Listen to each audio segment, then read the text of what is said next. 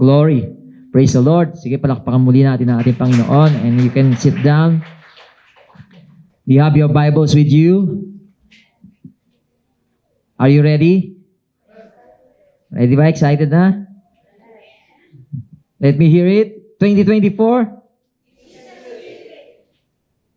Mahina eh. 2024. Jesus did it. Di pa naman tapos 24 ba't mahina? 2025?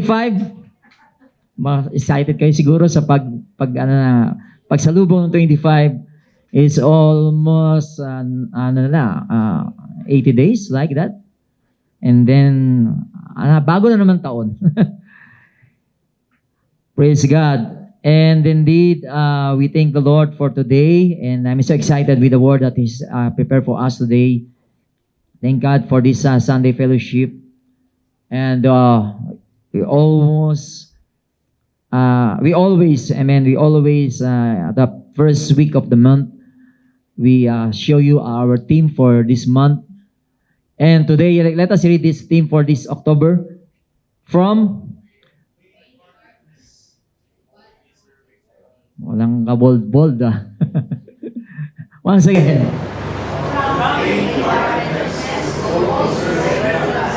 Faint-heartedness. Hindi paint. Faint-heartedness.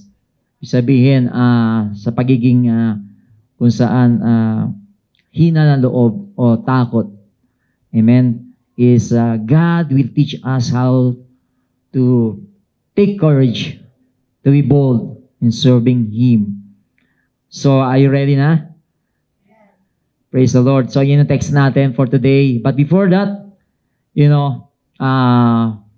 those who mga bago rito, I'm Pastor Jojo from Bulacan.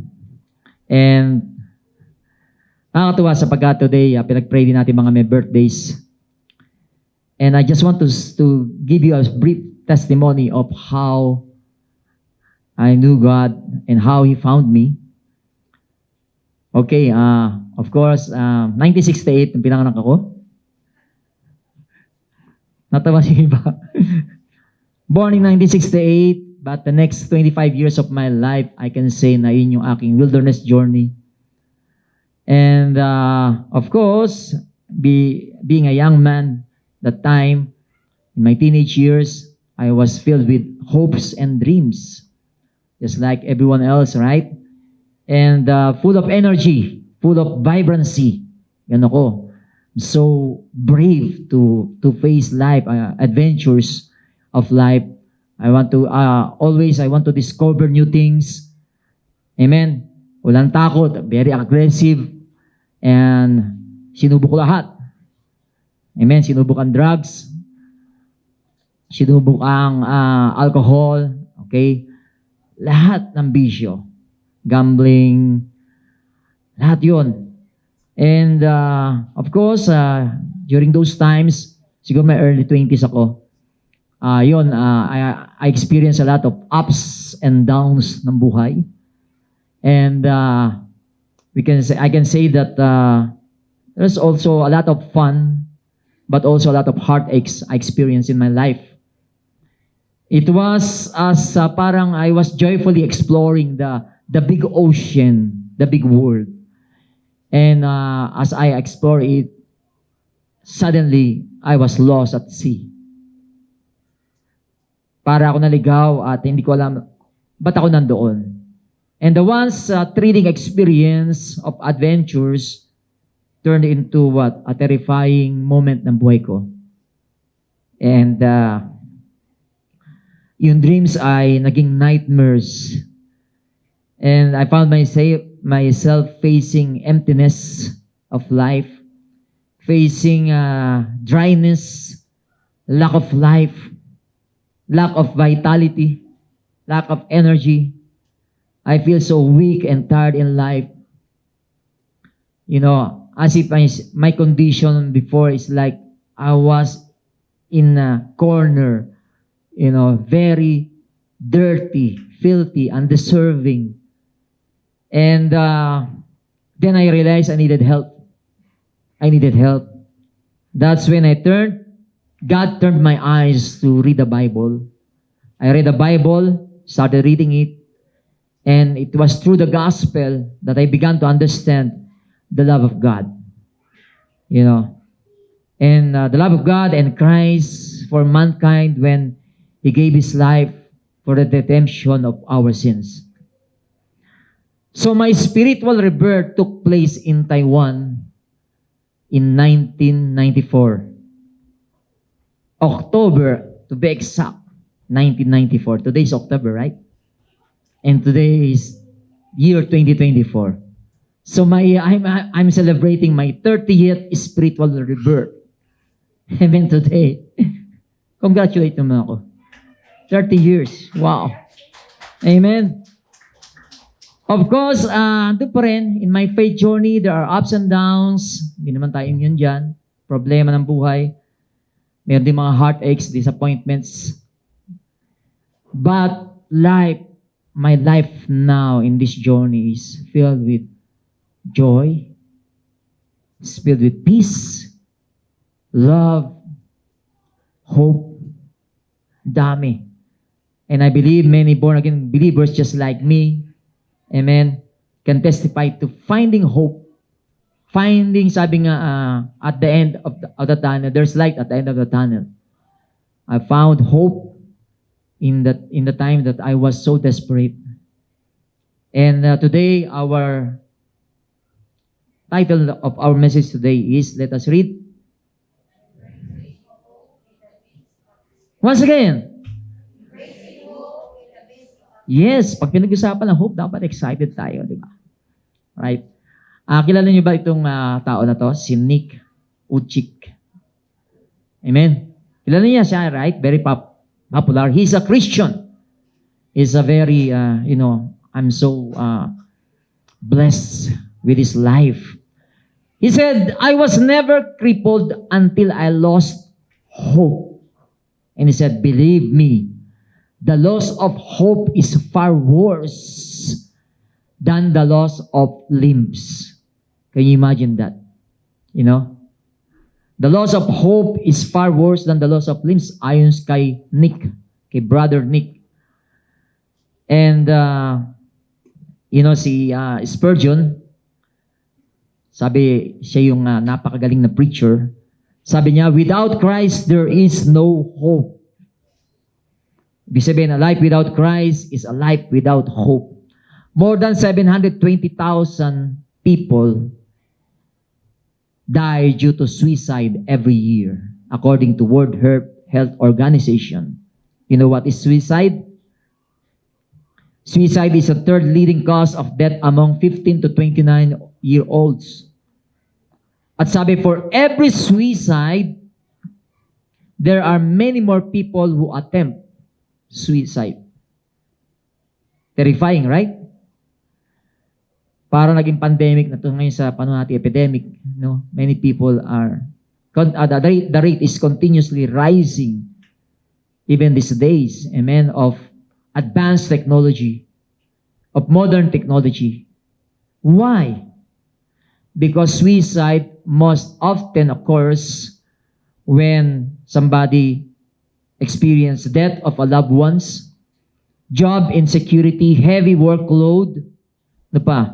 Trauma in life, unemployment, or financial problems, relationship conflicts or disputes, na kung saan it is coupled with health issues.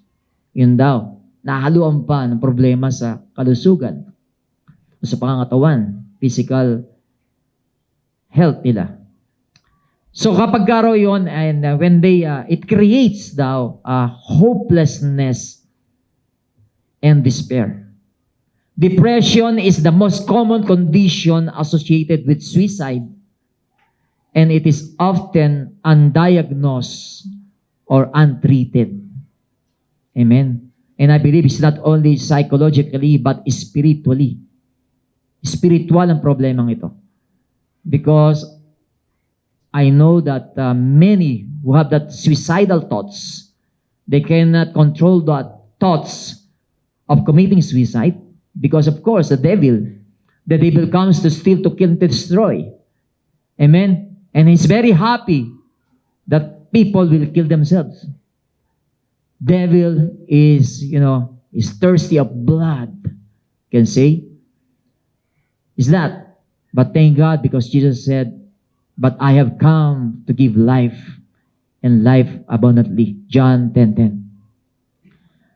Every suicide is a tragedy that affects the family, or the families, community, even the entire countries, right? At sabi nga, it has a long-lasting effects on the people left behind. Anong stand ng church? God forbid that we add to the pain of someone who lost loved one through the tragedy of suicide by making judgment about their eternal destiny. Hindi po natin sila dinajudge. Amen? Because in the Bible, wala naman sinabi doon na kapag ka nag-commit ng suicide, will go straight to hell. There's nothing there in the Bible. God is the ultimate judge, and we should therefore leave the issue in His hands. It will be wise to follow the biblical example and not come to any verdict in the case of suicide. Affliction, suffering, trouble, we can say normally come to our lives. That's why one of my favorite verse in the Bible is in Psalms 119:49 to 50. I love this verse. It says, remember the word to your servant as I'm talking to my Father, as I'm talking to my Lord and my Savior, my Master. I'm telling him, remember the word to your servant upon which you have caused me to hope. This is my comfort in my affliction, for your word has given me life. Amen? Crisis happened to many people. Crisis in life. Even to me, hindi ako exempt na dyan. Amen? There are things in my life that I cannot help but to cry. Amen. The middle of the night, I will cry to God, Lord, this pain is too much. But I hold on to the word of God, to His promises. That I always says, amen, at marami rito nakakarinig, many people heard about my statement. Lord, I know this is too painful and I cannot understand why you allow it or them to happen to me. But I know one day I will thank you that you let it happen to me. Amen. And through that, I thank God, even all those trials, suffering, or pain that happened in my life. This clearly proves, I prove it to myself, how God is there for us. Is there very close to the broken-hearted. He's there always wiping the tears from our eyes. Amen. That is our God. And in Isaiah 35, our text today, it says, the wilderness and the wasteland shall be glad for them, and the desert shall rejoice and blossom as the rose. When we hear about wilderness, desert, ano na-remember niyo? What do you remember about that? It's a place of what? Barrenness, dryness, amen? Lack of light, of course, hot place, amen? Parang a place of no hope at all. Lalo na kapag napunta tayo sa lugar na yun, we are lost in desert. It's like, naghihintay ka na kamatayan mo. Amen. But the Bible says, we have this hope as an anchor for our soul. Anchor, yung ginagamit sa ship. Sabi yung anchor natin when the rough seas are, when the waves are rising high, amen, when the storm is, we can say, very strong, we have an anchor. Yung hope natin is the anchor of our soul. Hindi tayo tatangayin upang i-destroy with all those storms of life. Ang sabi tayo, yung hope na yun is the promises of God. Right? And I can see here His promise. He said, wilderness and the wasteland shall be glad for them. Even the barren desert shall rejoice and blossom. Magkakaroon ng buhay. Amen. In the place where there's no hope, in the place where so barren, amen, God can give life. God can provide life. God can give blossom and give joy in the place where we can sing joy, we can sing and have joy. The Bible says that it's impossible for God to lie. What He promised to us are true and faithful. That's why I'm always keep on pushing everyone to read the Bible. There's so much, amen, blessings, favor you will receive when you put your heart in reading the Word of God. Because it is the Word of God. It's not the word of man. Amen? So, whatever it takes, read your Bible. Even if you don't understand at first, just read it.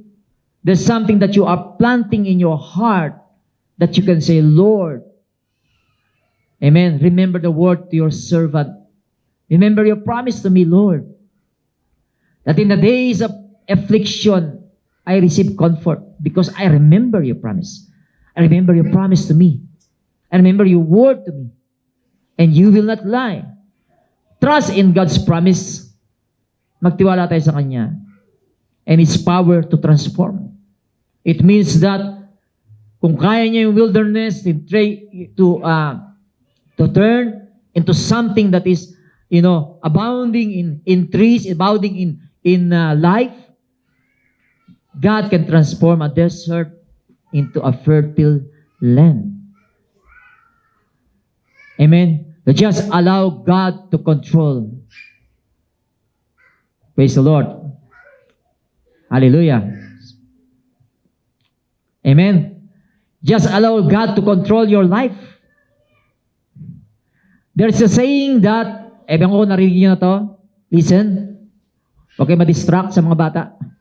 Listen. Sabi ng mundo that man is the master of his destiny. Narinig nyo na ba yun?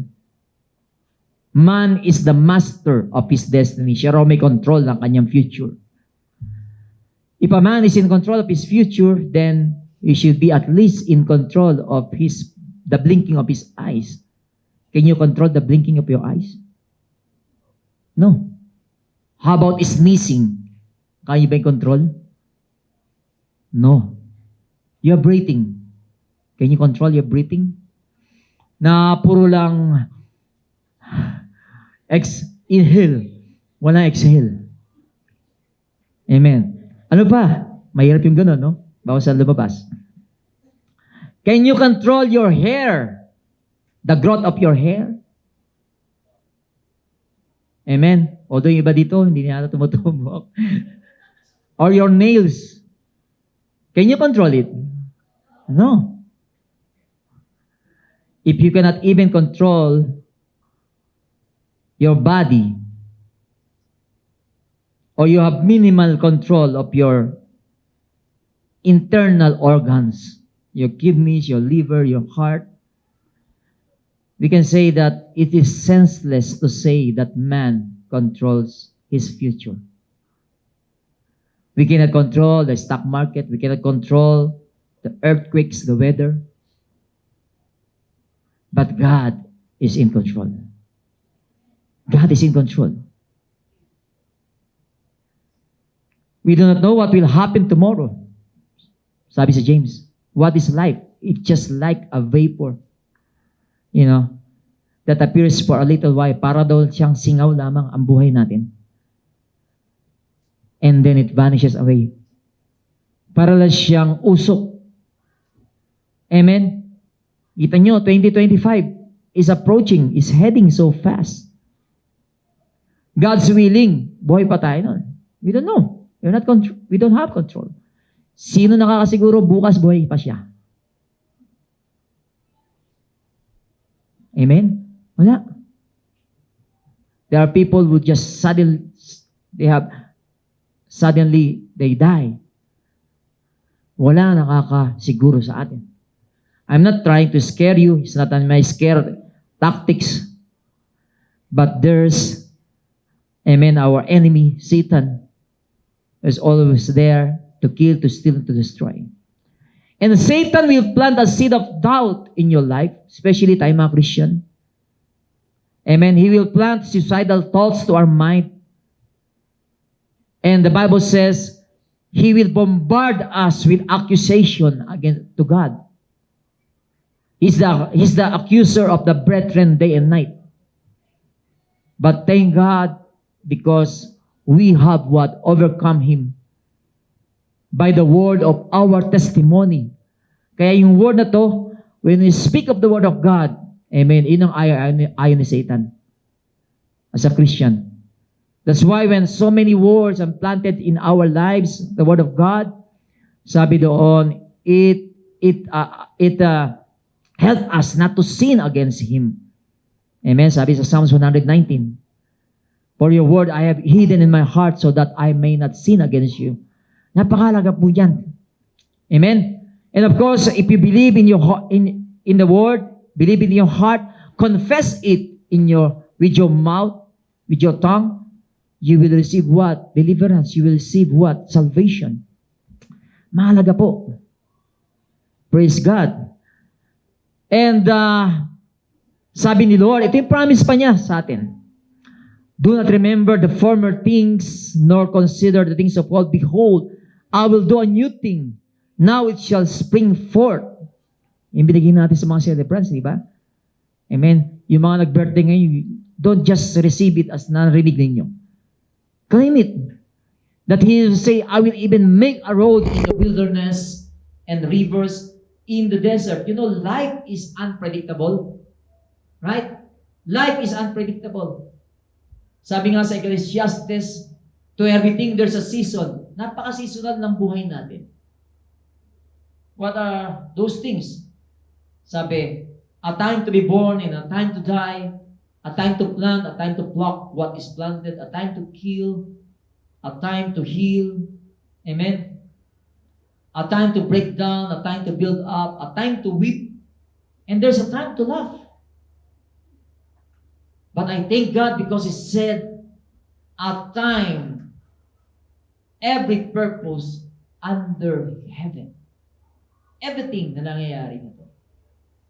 Amen. God has always a purpose in trusting God, believing in Him, that, as I said, although there are many things we don't understand that happens in our lives or will happen in our lives, always trust in God's divine plan and divine purpose because we know that it's all good. Walang masama sa plano ni God because He is a God who is all good, all benevolence God. Wala pong evil kay God. Walang darkness kay God. All are good. And naalala ko si Joseph, amen, one of the sons of Jacob. Ilan is Joseph, right? And pinagbili siya ng kapatid niya. Of course, his brothers want to kill him first. And then they put him in a pit. And afterwards, they changed their minds and they said, let's just sell our brother. Ayun nga, ginawa nila. Binenta nila si Joseph. And Joseph became a slave in Egypt. And while he was being a slave, God is with him. The grace of God was with him. Amen. Kahit na slave siya, he became what? Important in the household of Potiphar. And of course, the devil didn't stop. Ano ginawa? Yung asawa ni Potiphar tried to seduce him and accuse him of rape. Falsely accused him of raping her. And he was sent to the prison with a accusation, false accusation that he didn't do. Amen. And in the prison also, God exalted Joseph there. And the time has come that Joseph was called by Pharaoh of Egypt.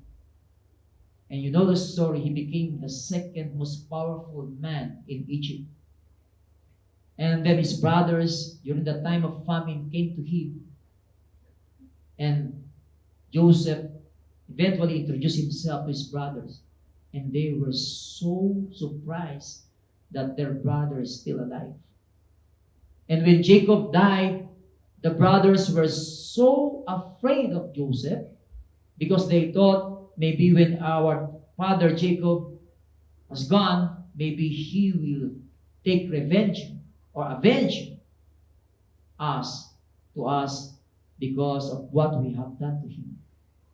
But you know, while they are trying to reason out to Joseph, Joseph said, "You meant evil for me, but God meant it for good." Right? Amen? Praise the Lord. So there are many many things that happen in lives because of people who are maliciously trying to do something to us, to harm us, our lives. Amen? At yan naman talaga laging istorya ng mundo. Tingnan nyo yung mga soap opera. It's always somebody may kontrabida, may inaapid, may nagiganti. Right? Yun talagang buhay. Because there's so many bad people in this world. Evil, wicked, with wicked intention in your lives. Praise God. But thank God because whatever happens to us, as we love God and call us according to His purpose, the Bible says, all things will work together for good to us. Amen? Romans 8:28. So, in Isaiah 35:3-4, it says, "Strengthen the weak hands and make firm the feeble knees." At sabi dito sa verse 4, I like this verse 4, sabi, "Say to those who are fearful-hearted." Ano yung nagustuhan ko rito? Is it the word strength? Is it the word do not fear? Ang nagustuhan ko sa verse 4 is, si Lord mismo nagsabi kay Isaiah, sabihin mo sa kanila. Amen. Hindi ito nanggaling namin kay Isaiah, to Prophet Isaiah, but it comes from the Word, His Word. The Word has given this, the Word has put, God put His Word in the mouth of Isaiah to tell the people of Israel. And it could be today, God is putting this Word in my mouth to tell some of us here, maybe you have the same situation right now, and God wants to tell you, be strong. Take courage. Do not fear. Maybe you are fearful in life because there are certain things that you are facing, difficulties of life. But God is telling you right now, be strong. Take courage. Strengthen the weak hands. And of course, during those times, they are at war. When you say strengthen the weak hands, they cannot even raise the weapon. Because their hands were so weak to even lift the sword. And their knees were shaking, feeble. They cannot even stand up because their knees were shaking. Why? Why?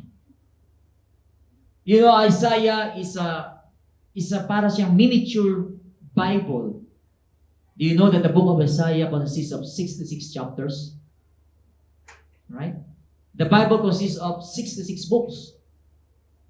And of course, not coincidentally, but when this book was written, amen, we can see that Isaiah, the first 39 chapters, ano yung first 39 books of the Bible? Ha? Hindi ko naman sabihin isa-isa. Ano yung 39 books of the Bible? The Old Testament. Okay? So in Isaiah, the first 39 chapters are filled with judgment upon the immoral people. Okay? Because Judah, the kingdom of Judah, has sinned against God. Israel has sinned against God. The surrounding nations have sinned against God. And of course, the whole earth is sinning against God. So judgment must come. You know, God is a God who is the righteous judge. God is just. He is holy and He is just. Maraming mga injustices na we can say that happening in our surroundings and even maybe in our lives. You know, the tend na tinatapakan yung ating right, ating karapatan. Maraming ganun. Naranasan tayo sa buhay natin. And that is God. God is just. He cannot allow sin.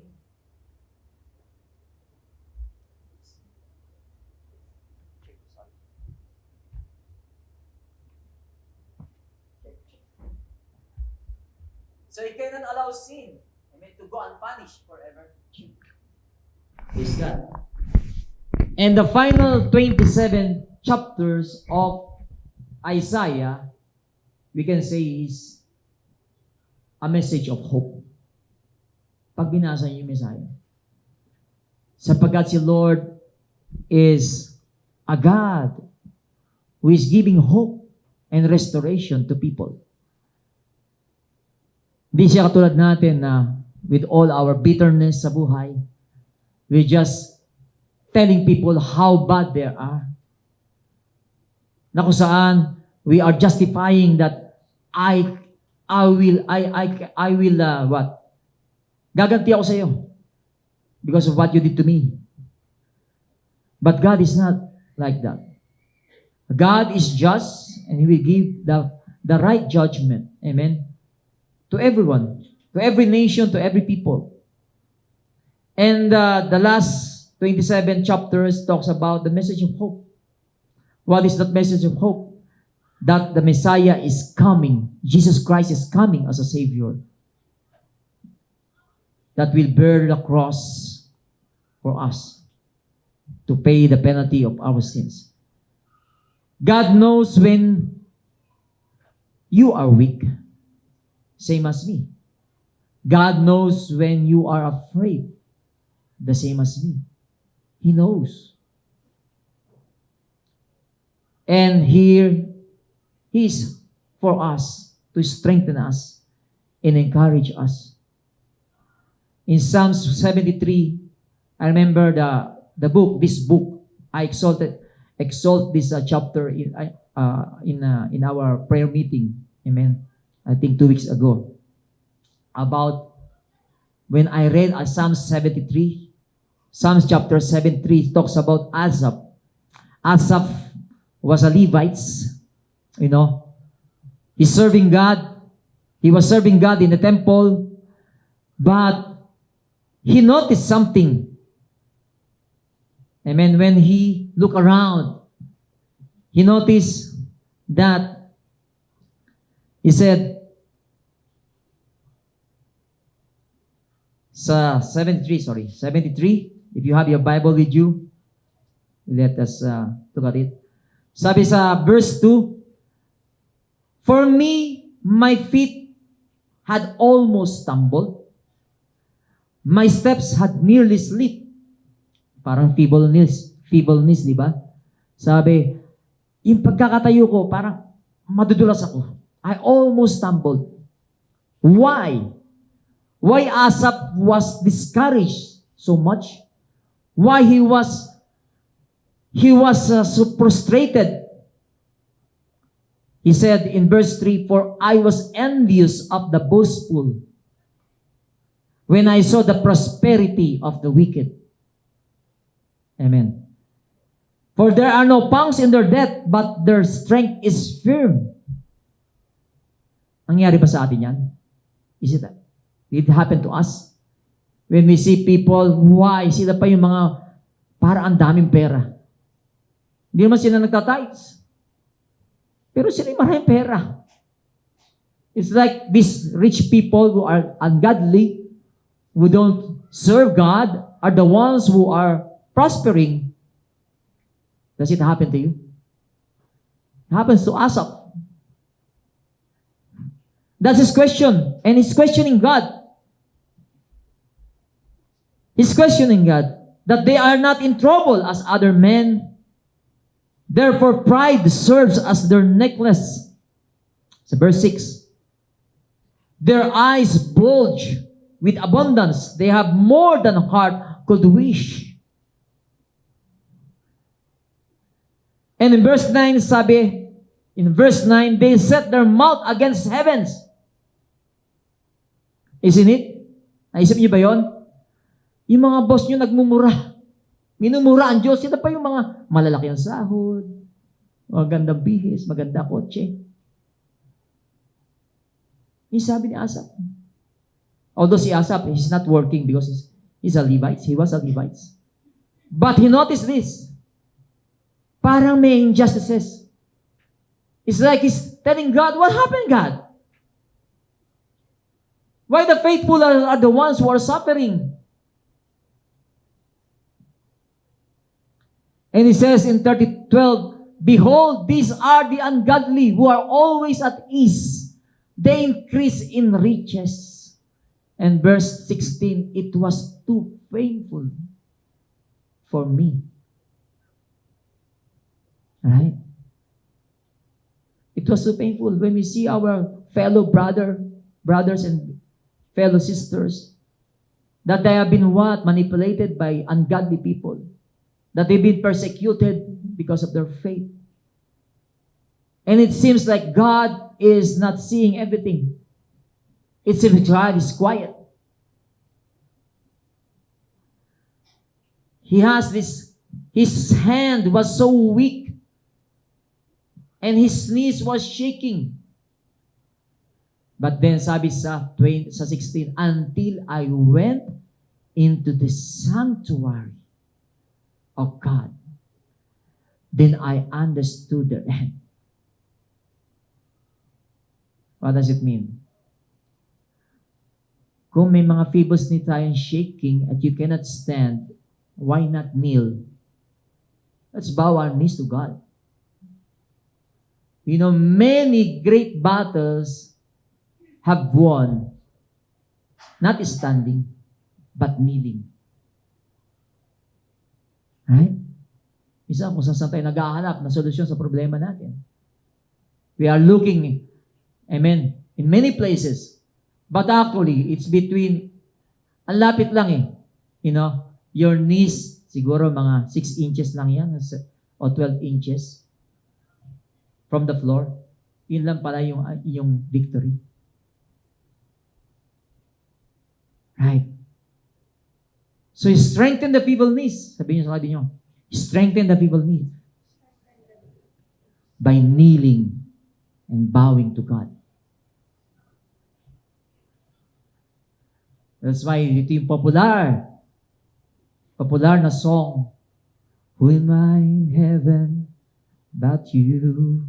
Diba? There is none upon earth that desire besides you. Napakanta pa si Asaph, diba? Ang sabi niya, my flesh, my heart and my flesh, many times they fail. But there is one truth that always will prevail. Sabi nga natin, God is the strength of my heart. God is the strength of my heart. God is the strength of my heart and my portion forever. Ang dati kong intindi dito, pag pagod ka sa trabaho, kantahin mo lang to. Bibigyan ka ng strength. Hindi pala. In the time that you are discouraged, amen, God can give you courage. In the time when you are in despair, God can give you hope. And it's for us to embrace that. That's the promise of God. Yes, many times when we are in control, all the time when we are in control, we fail. Right? But when you declare that God is your strength and your portion forever, it gives you what? Power and real strength that comes from God. And it says at 28, but it is good for me to draw near to God. I have put my trust in the Lord God, that I may declare all your works. Iba na yung dineclare niya. Not complaints, but what?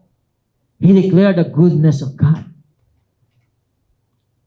Amen? He can boldly say now that I put my trust in the Lord God and declare the marvelous works of God in my life. Napakarami nating dapat i-declare na amazing things na nangyari sa buhay natin because of God. Right? And we tend to forget all those things.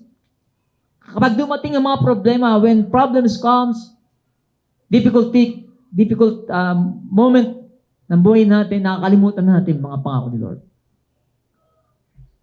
Whether in good times or bad times, declare the wonderful works of God. Down on your knees every morning and say, Lord, thank you that I rise up this morning with the strength. Amen. And you filled me with hope and joy and peace. Yun lang eh. Ang dami na pwedeng pagpasalamat natin kay Lord. Feeble knees to bowing knees. Sabi pa nung nabasa ko, if you kneel before the King of Kings, you will stand before kings. You will be able to stand against the tricks of the devil. Sabi sa Ephesians chapter 6, 17, 18. Remember the whole armor of God? Ang sabi doon, sa whole armor of God, stand firm. Amen. Stand firm against the wiles of the devil. The devil is so cunning. You know? Ganon si devil. Deceitful. Huwag kayong papadaya sa kanya. Amen. He is wisdom. Read the Word of God. The Word is the Word of wisdom, the Word of truth. And this is the one you should declare in our lives. Magdeposito tayo ng maraming salita ni Lord dito.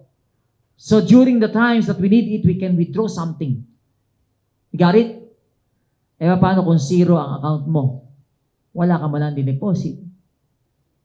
Praise God.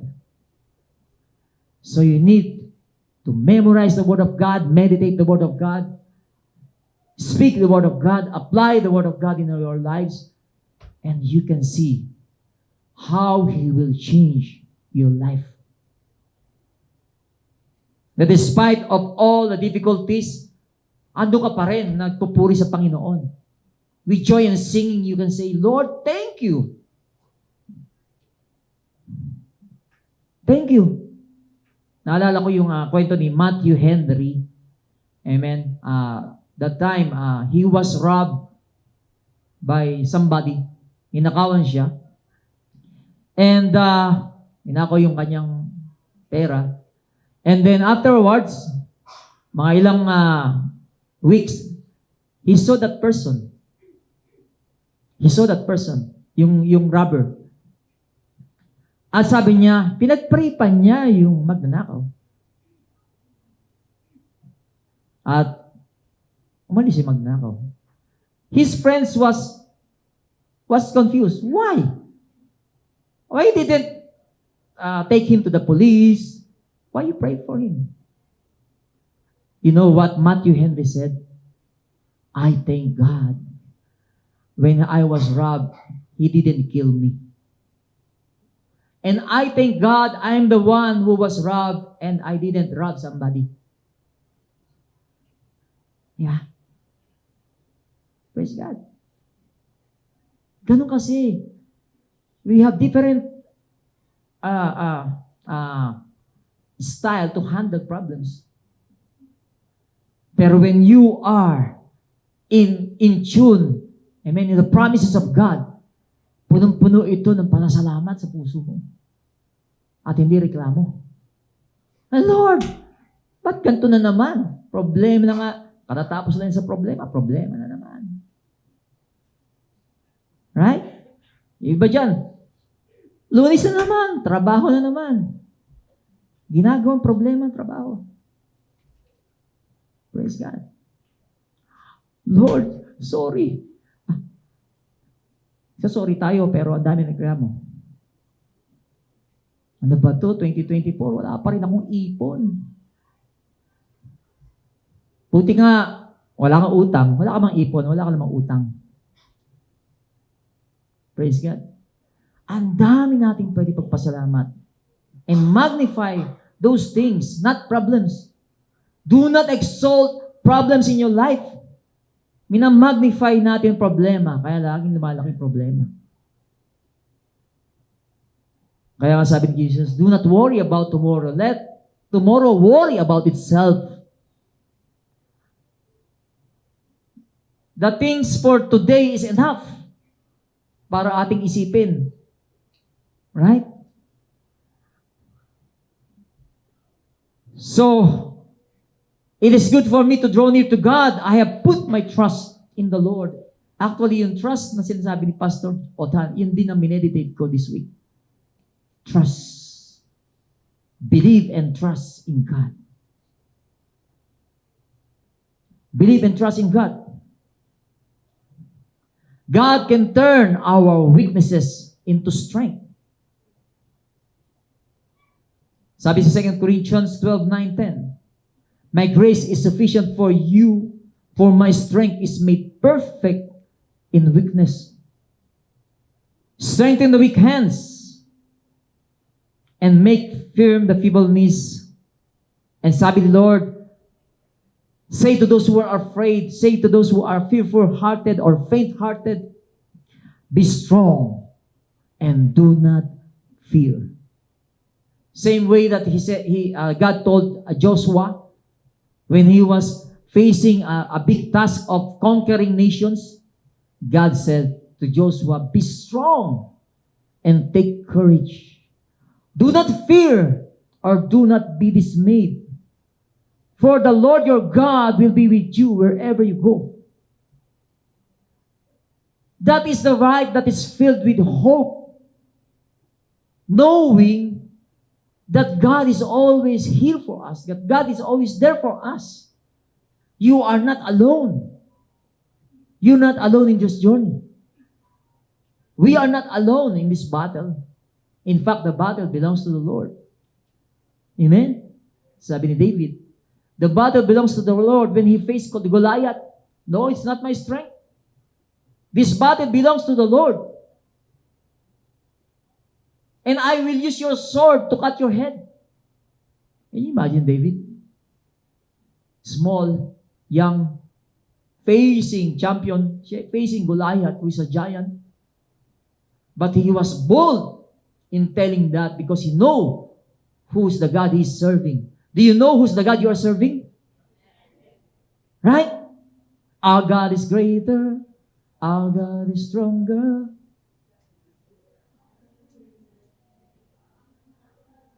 Yes. When we are singing that, dapat may conviction sa atin eh.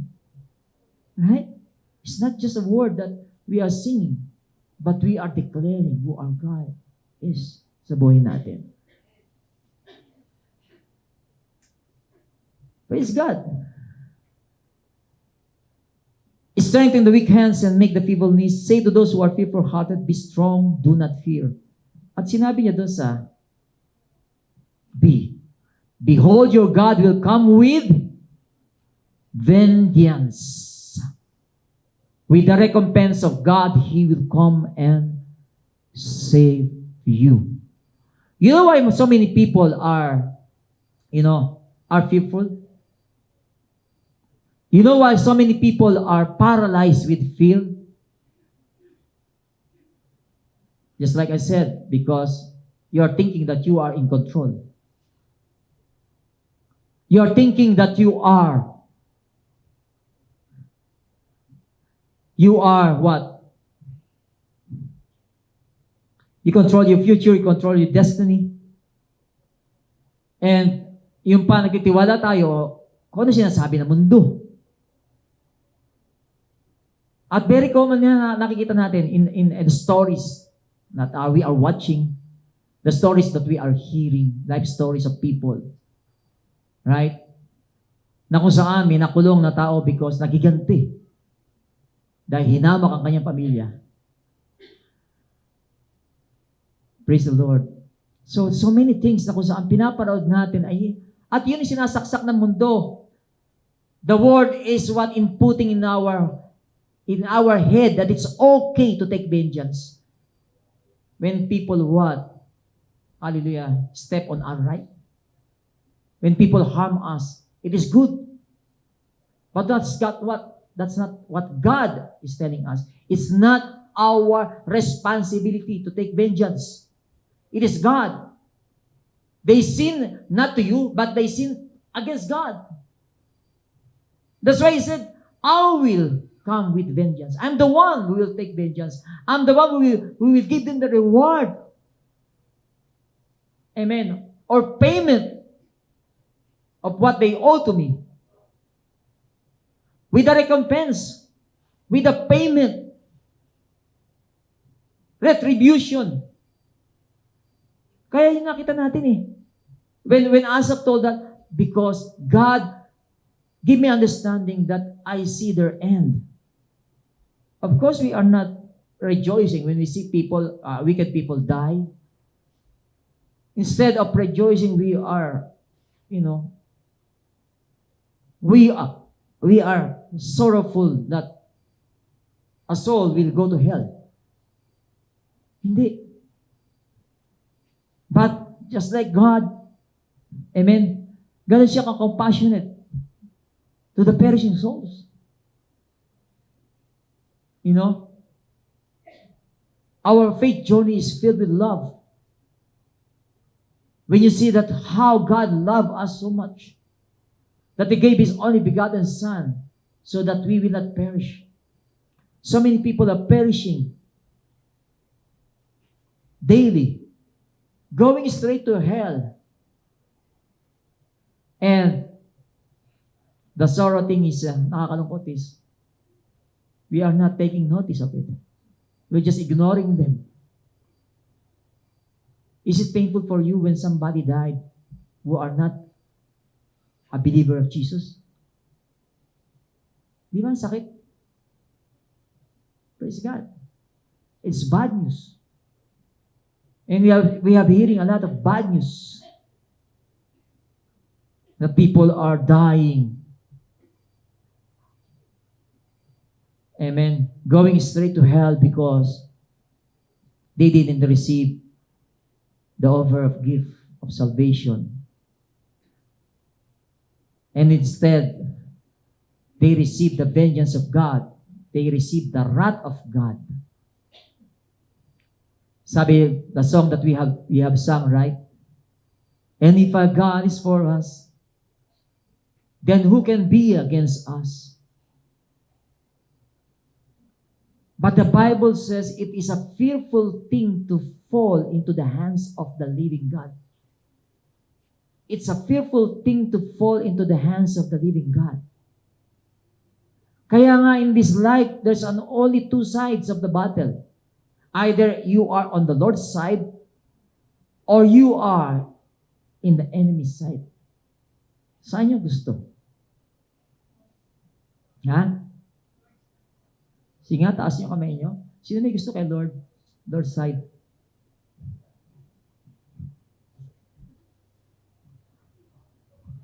Yung mga hindi nagtaas ng kamay, alam ko na saan nyo gusto.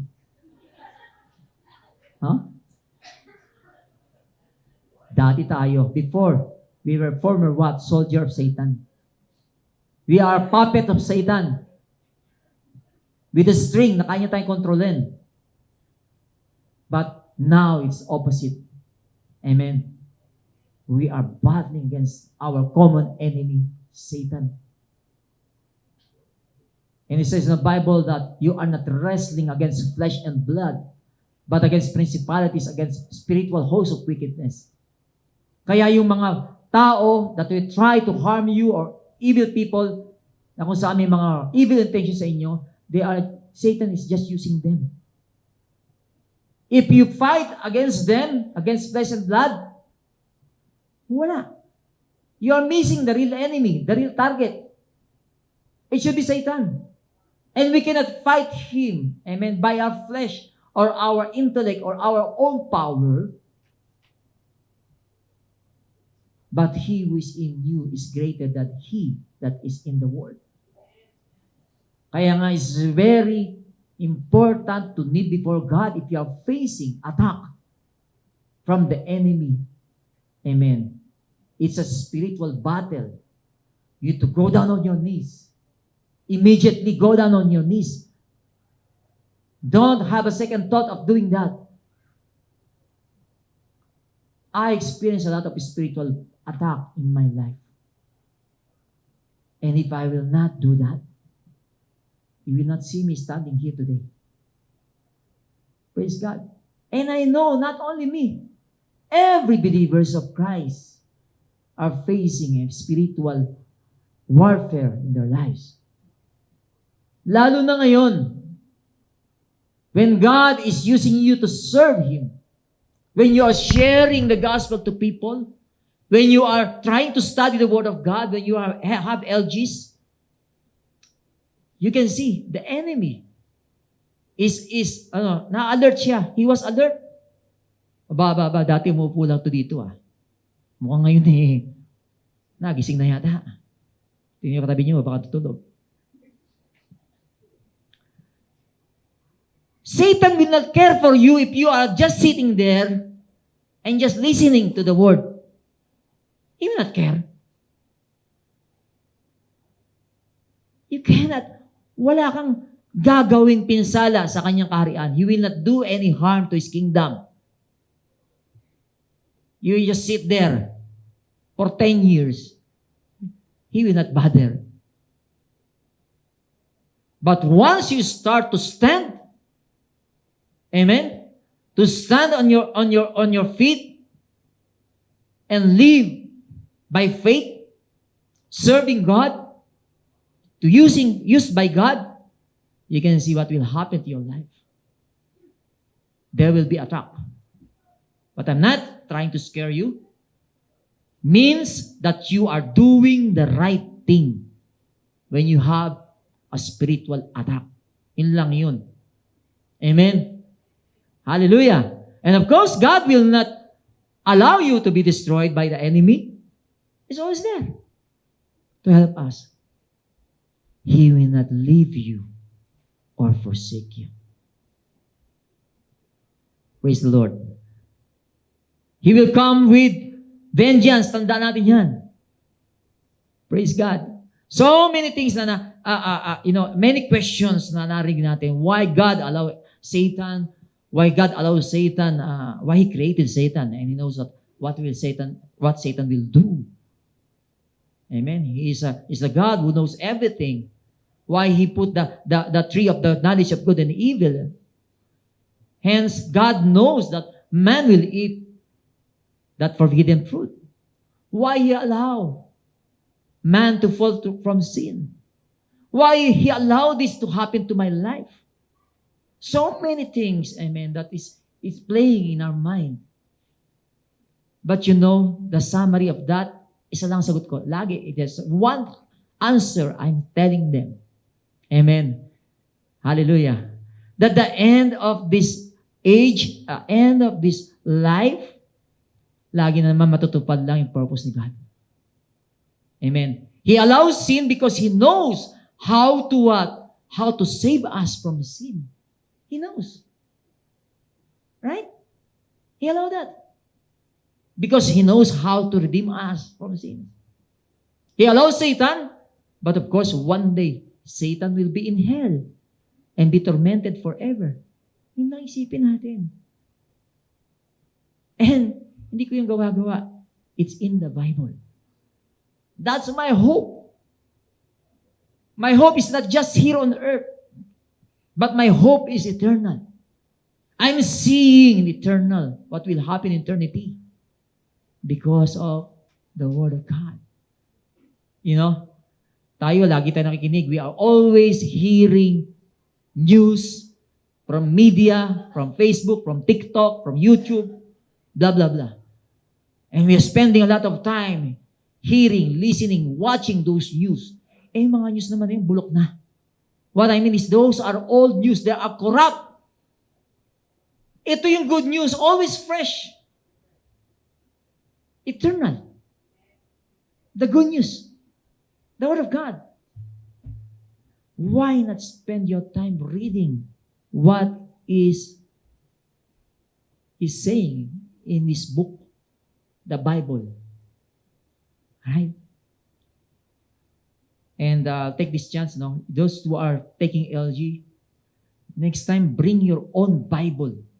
We will not allow you to have LG without your Bible. Okay? Because tendency in the LG, we have all the verses. Ay, iba, ayaw na magbukas ng Bible. No.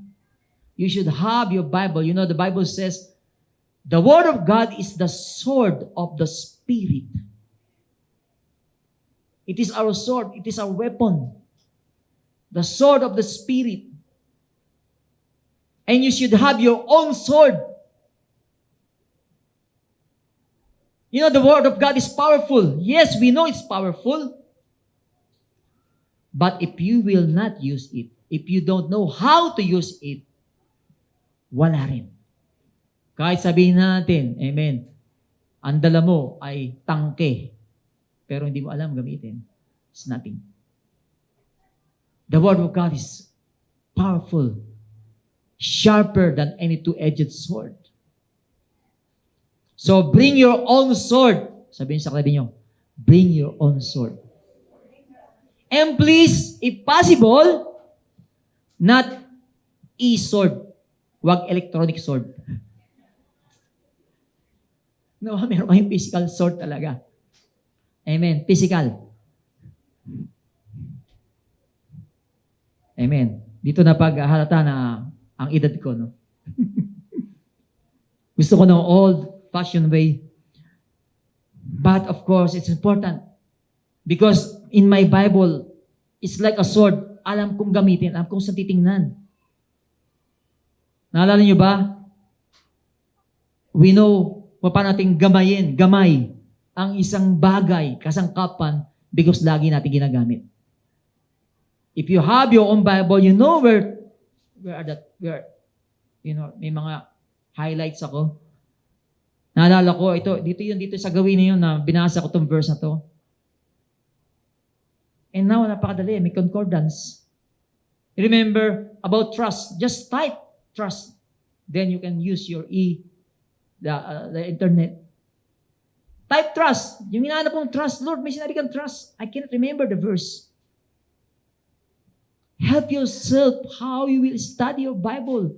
There's so much thing na binigay sa atin. Amen. Hallelujah. For us to conveniently read the Word of God, we should use it. Okay? Amen. The act of taking revenge is of God. Because He will retaliate. Ang dami kayong mga tao nagmumura kay Lord, di ba? May mga YouTube ako napapanood, all those people who are cursing God, who are, defiling His name. It's like basura, tingin kay Lord, sa pangalan niya. And we as Christian, Lord, pwede ba tamaan ng kidlat yung mga tao na to? Pag tayo, di ba? Kamukha ni John. Tamaan mo na kidlat ito. Napakasama. But then, sabi ni Lord, one day, I will take vengeance. The scale of justice will be what? Amen. Magiging balance ang scale of justice. Kaya yung mga tao na kung saan they boldly what fighting against God, and hindi lang fighting, cursing God, right? Is one day they will take His vengeance, especially in the next life. Hindi man dito sa mundong ito, but definitely in the next life. And what a punishment of that. Ignoring God who is loving and merciful. Ignoring what He did on the cross. Jesus. Can you imagine that? God has done everything so that we might be saved. But people continuously rebelling against God. Romans 12 says, Beloved, do not avenge yourselves, but rather give place to wrath. For it is written, Vengeance is mine, I will repay, says the Lord. And ito yung sila Paul, Peter, John, and the early disciples had experienced what? Persecutions, and most of them were executed because of their faith. But we can see that despite of the relentless persecution or harm that they are doing to Christians, amen, they didn't wave in their faith. They are firm. And during the time that Peter and the early church were preaching Jesus, they are telling the whole nation, Jesus Christ resurrected from the dead. And the religious leaders were alarmed, amen, because many people now are believing about that. They called out the disciples, and they warned them, and telling the disciples with all these Pharisees, Sadducees, do not preach the name of Jesus. They imposed ban on preaching Jesus. But Peter and the rest of the disciples were boldly, amen, with their voice they said, we will rather obey God than man. You can do whatever you want to do to us, what please you, but we will rather obey God than men. Right? In our days, that's the devil is trying to do to us. The media. Ngayon, takot na tayo mag-preach, even to share the gospel in Facebook, to share the truth to these dying people, because we are afraid that we will be bashed. Amen? We will be afraid that we will be accused or branded as bigot or, mga narrow-minded people. Only that, because of that, takot tayo mag-share. But thank God for this theme this month, that God is telling us, do not fear. Be strong and take courage. Be bold. I will not leave you. I will not forsake you. I will be with you wherever you go. Amen? Praise the Lord. Glory. So with boldness and fearlessly, they proclaim, we will rather obey God than men. Because they know and acknowledge the supreme authority of God upon this earth and even in heaven, that He is the great I am, the Almighty and the sovereign God. And Jesus teaches the fear of the Lord. Do not fear those who kill the body, but cannot kill the soul, but rather fear Him who is able to destroy both soul and body in hell. Jesus also warned, amen, in the same chapter, Matthew 10, whoever confesses me before men, him I also will confess before my Father who is in heaven. But whoever denies me before men, him will also deny before my Father who is in heaven. When you speak the truth, what will you fear? There's nothing to fear. Right? When you speak the truth, there's nothing to fear. Always remember, God is just and holy. He is the God of love and also the God of wrath. Brothers, sisters, you can see so many vacant seats here. So many vacant seats. Minsan lang mag-follow up, we cannot do it. Why? Sometimes busy. In the weekdays, ando na God yung trabaho. And we ignore these souls. Amen. Praise God. Let this room be filled. At kung kulang to, kuha tayo ng iba. Praise God. We should do the work of God. And do not what? Huwag tayo maging tamad. Lazy. Ignorant. Neglectful. Soul is so precious to God. Imagine, He gave His life so that souls will be saved. Tandaan natin.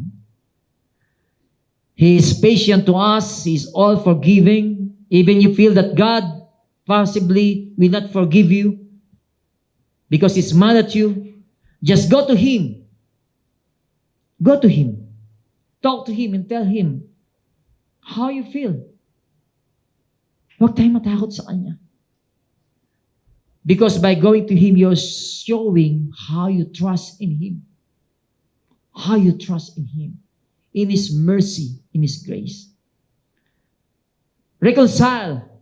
Jesus is ready to mediate to you, for you. Ano siya? Tagababagitan natin.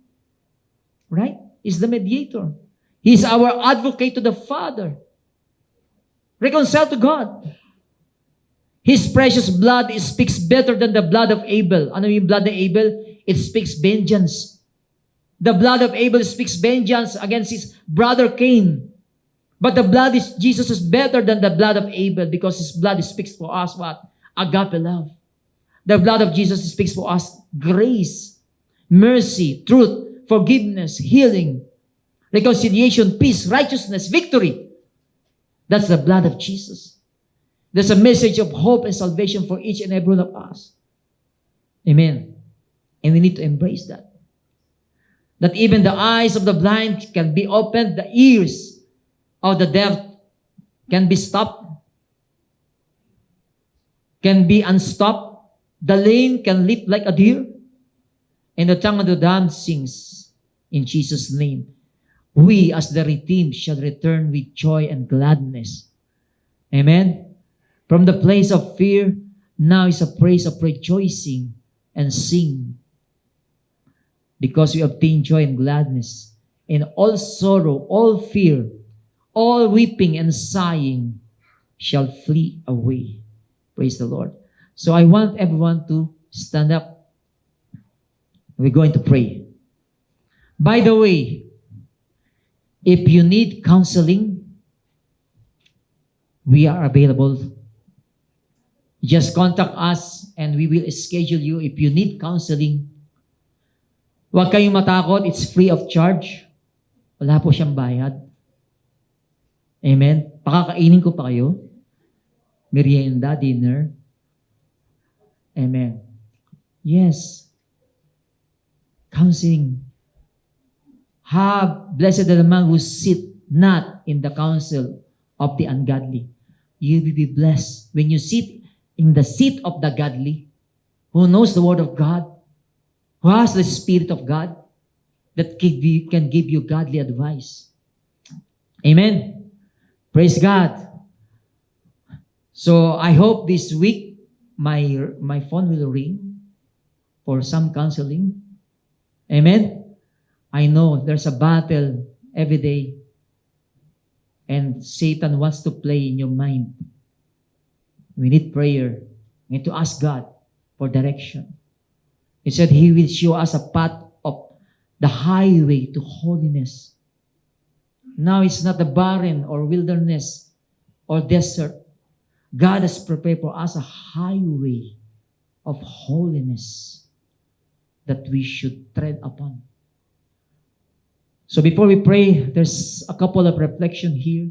when we ask ourselves, or I'm asking you now, have you personally experienced God's restoration and healing in your life? If amen, praise the Lord. If not, hallelujah. Hallelujah. God is not finished with you yet. He wants you to experience that in your life. You didn't come here because of for any accident. You have come here because God wants you to hear this word. How can you nurture hope and trust in God's promises? Of course, by reading the Word of God. By taking godly counsel. Amen? By fellowshipping with other believers. By serving God. Importante po, serving God. You know, when you are in the ministry, nawawala ng puwang ang mga tukso ng kaaway. How can you nurture hope and trust in God's promises even when facing challenges and uncertainties? Amen. God bless you.